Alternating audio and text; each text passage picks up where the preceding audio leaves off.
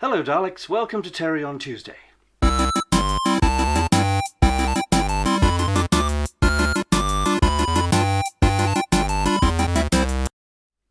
Hi kids, well it's Monday night and instead of letting another week go by without me doing a video for you, I thought I'd do one here on the old webcam and tell you a little bit about what's been going on. So, in the last week, I've been working my butt off and burning the candle, this candle, at both ends, well, that end and that end, you see, to write the first draft of my script for bloody students. Anyway, last night, was it last night? See, all the days are blurring into one. Night before last, I finished the first draft. Now, if you've been following me, you know what I'm talking about. If you don't know what I'm talking about, I'll tell you. The first draft of a script is where you take all your feverish notes and scribbles and actually format it into a proper script and write all the dialogue. Now, it's not the final dialogue and it's not the final story, it's not the final sort of layout for the entire movie, but it's the start, because you've got to start somewhere. So it gives you a much better idea of what's happening with the film. Now, currently, my first draft is 139 pages long, which equates to 139 minutes of screen time. Now, I'm not going to do a film that's 139 minutes because I'm not Marvel. Also, most first drafts are overly long and a little bit boring in places and kind of a little bit all over the place as far as pacing and scenes and all this goes. But you've got to start somewhere. So what I do now, having it all typed out, I can go back to that draft and start editing, move things around, take things down a bit, basically tighten it all up, make it, a bit of polish, write some better dialogue, some, any ideas that come to mind, think, oh, that's actually a funny line, I'll put that in, as opposed to the not funny line that's currently there, and carry on like that. So the second draft will hopefully, well, the plan is to be a great improvement on the first draft, and then you keep doing drafts until you're pretty much satisfied. Now, as I'm working in a bit of a vacuum, only one person has read the first draft, and that person will remain anonymous. But the feedback I had was they really like it, but also they felt that the first half, where you're setting up all the characters, is better than the second half, which is a bit rushed. Now, there's two reasons for that. A, I didn't have the pacing in mind when I wrote it. B, the first half is a lot of dialogue because it's setting up 8 characters. There's a lot of dialogue going on, a lot of setting up, a lot of sort of conversational stuff. But when you get into the sort of the running around and the fighting the monsters and all this, there's not that much walking and talking. There's dialogue, of course, but there's mostly action. So you just describe that in the script as A fights B and B runs here and C does this. So there's not, it does feel like it's rushed, although in screen time it'll be better. I feel that the first half with all the dialogue, I've probably gone a little bit into it too much in order to set up a joke. I know I tend to, for example, like if you've ever seen Friends, it's quick fire with the jokes. It's usually, they usually use a format of like 3 lines. Joey says something, Ross says something stupid, and Chandler jumps in with the 3rd line, and then it goes again. Someone says something else to back it up or deny it, and someone says something that's the punchline. So it's really quick fire. But what I've been doing is setting one joke up using 10 lines, which obviously takes a lot of time to play out. So I'm going to go back and watch a couple more sitcoms, comedies, that kind of thing. I'm just trying to remember the name of a film that I wanted to watch earlier, which kind of, I watched Shaun of the Dead recently, and you first see a zombie at 23 minutes, or 23 pages into the film. Now there was another film I'm trying to think of, which was closer to what I want to do, that sets up the high concept, the stakes and everything a lot sooner. But basically, in my first draft at the moment, nothing remotely interesting apart from character development happens until about page 97, which is stupid. So it needs to happen in the sort of 20 to 30 minute mark, I think. Anyway, That said, what else has happened? Well, I have been talking on Zoom and on, social medias with a number of people. Now, we're not.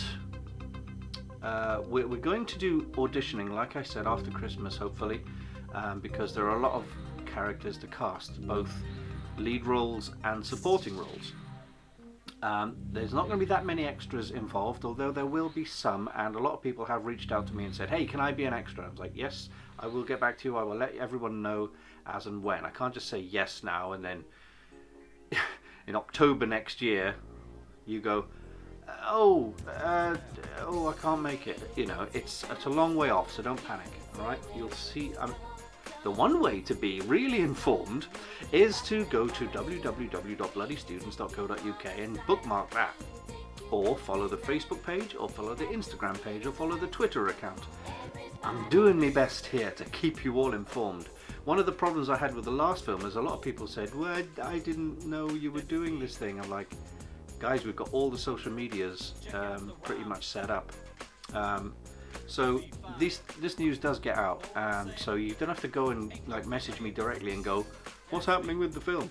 Go to the website. I'll do regular updates. Anyway, what was I talking about? Yeah, auditioning. You'll know about that when it happens. But like any egotistical director, like Tim Burton or Chris Nolan or whatever, Sam Raimi, you're always going to have people you really want to work with. Like Spielberg, I don't know, you name them, Edgar Wright especially.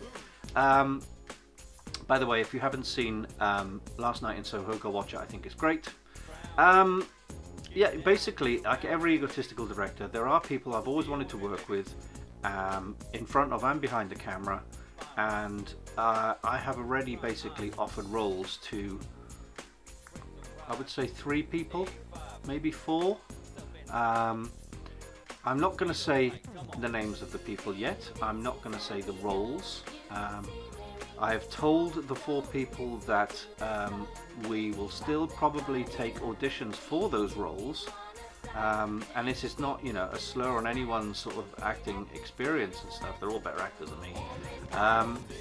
But we do have to be, really sensible and work out if, there may be the next Oscar-winning actor right under our nose, and we've got to give them a shot, right? You've got to kind of cast the best person for the job at the end of the day. That said, like I say, the 4 people I've got in mind for these roles are incredibly talented, and I would like nothing better than to put them in the roles that I pick for them. The people I have talked to are very excited. Obviously they haven't read the script yet, but they know roughly what their characters are and what they're supposed to do, and they're very, very keen, and I'd like nothing better. So this brings me to the fundraising, which is a little slow, and I totally understood this at the time we set up the website and the PayPal account and the coffee account, and this kind of thing. That it's before Christmas, so there's no point in doing a crowdfunder before Crimbo. I have dipped into the fund already to get some bloody students t-shirts printed up, and they look like this. So they come in white and they come in black, and I'm getting a mixture of those. These t-shirts are 15 quids each. Postage is obviously on top of that. We've sold 1 t-shirt so far, so that's great. A friend of mine saw me on a live video last week and said, I'll have a t-shirt, gave me 20 quid, which was, that works out as they bought a t-shirt off us, they made a donation into the fund, and with the postage paid as well, that helps out as well. So that's one way to help out. Now these t-shirts, I've only got 30 printed, so now I've got 29 left, and one's going to a co-producer that's 28. I'm having one that's 27. Yeah, 27 t-shirts left, and they're going to be all the rage next year. Right, kids? Anyway, yeah, so if you want a t-shirt, you can DM me, PM me, or TM me. I don't know what that means. Basically, drop us a line on Facebook, Twitter, Instagram, website, you name it, and we'll sort it out. PayPal, etc. Anyway, so that'd be cool. And because we are down a little bit now to 4955 at the time of recording this, we are only 45 quid away from £5,000. Now, of course, I have had 250 of these promotional A4 glossies printed up.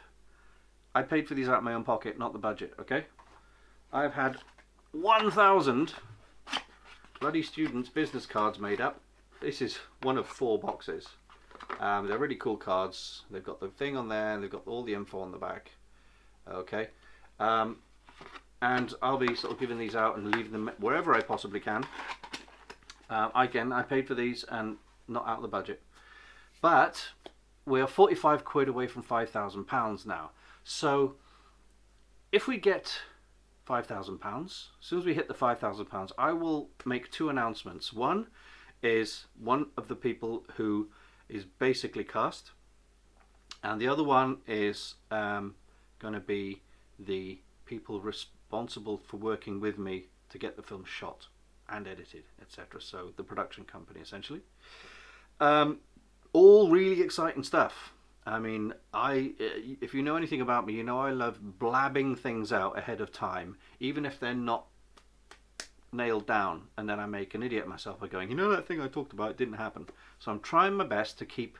This is why you see some people in interviews and whatever doing the kind of I can't possibly tell you right now, and it's because things need to be, you know, carved in stone. They need to be agreed on and made definite, because if you say something and it doesn't happen, you look like an idiot. So I look like an idiot anyway. I know that's what you're thinking. So if we get to £5,000, I will announce a couple of things which will keep you guys interested. So if you do have the odd £1, £2, £3, £4, £5, whatever to spare, anything really, just pop over to the website, which is here, also in the link in the description below, and make a little donation if you could. That would be awesome. What that does is, right now, because we don't have a crowdfunder, I've said this before, that there is no fees being taken out. If this is a crowdfunding campaign, you know, they take some fees out. So I'm looking over here all the time because people are messaging me while I'm trying to do my video.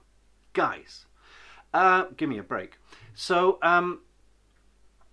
basically, any penny that comes in goes straight to the film. But if we start doing a crowdfunder in the new year, of course there will be fees. So say you put in £1, between 3 and 5% of that £1 will go to the crowdfunding platform, you know, who do their thing, and they take their fees as contractually obliged. And there you go. So what else? Well, we've got a Geek Retreat coming up. That's a new franchise opening in Cardiff for gaming, and I think it's gaming, and they do food and milkshakes and all that kind of stuff. I've been speaking to them. They have 2 franchises that I know of, one here and one in Northamptonshire, and they're all very keen to speak to me about bloody students and do some promotion for me in return for some other promotions, and, you know, basically a thank you and the credits. By the way, if you're watching this for the first time and you work for a company or you represent a company who's up for a bit of product placement, or even just your name in the credits or a really big thank you, please do what you can to drop some money in, and anyone who makes a sort of substantial donation will instantly get a executive producer credit on the film, and that comes with it a number of interesting bonuses. You get to read scripts sooner, you find out about things in private a lot sooner, because if you're putting a lot of money into it, or, you know, a largish sum of money, you have the right to see what I'm up to, and I will do my best to keep you informed. Anyway, So that's t-shirts, that's the script, that's potential casting and stuff. I've got an interview coming up soon with Horrified Magazine, which are on Facebook and they've got their own website. I've got a local newspaper thing coming up called Hengoid Local. They've interviewed me. And who else? There was another one. I can't remember. I think it was a podcast, I think. Anyway, I'll probably tell you next week. So, I have got to get the day job done stuff. I would love to be writing the second draft tonight and all week, but I can't. I've got to keep the lights on around here, and you know, I can't dedicate all my time to making this film a lot quicker. I'd like to, but I can't. It's coming up to the end of the year. I'll be having some serious thought about what crowdfunding platform. As I've said before, I do like the idea of Kickstarter, although they do take 10%. There are other crowdfunding platforms that take a little less, so I might look into those. In fact, it probably makes sense too. But Kickstarter is easy to use. Pros and cons, isn't it? So, I keep saying so. I've got to stop saying that. Anyway, I keep saying anyway. I've got to stop saying that too. That'll be it for this week. I know it's been a bit of a long waffle and not much going on, but I will try and put in some pictures and things. Again, a lot of my videos from here on in, I do apologise for, they'll be mostly focused on bloody students as we go forward. And this also acts as a video diary of my progress, so I can look back when I'm an old man, which will be next week. Then I can look back and see exactly how madly optimistic I was, followed by the crushing disappointment and the terror and the fear and all the other stages of denial that comes in to making a film. And I want you, dear viewer, to join me. So that's all I got this week. I said I wouldn't say so, but I did. I will see you next week, hopefully with more news and more fun. So, I said it again. Just remains for me to say thanks for watching. If you made it this far, give it a like and a subscribe, as they say. Smash that like button. Leave a message of support. That would be awesome, because I do need it. And I will see you next week for more film-related shenanigans. Take care now. Bye-bye then.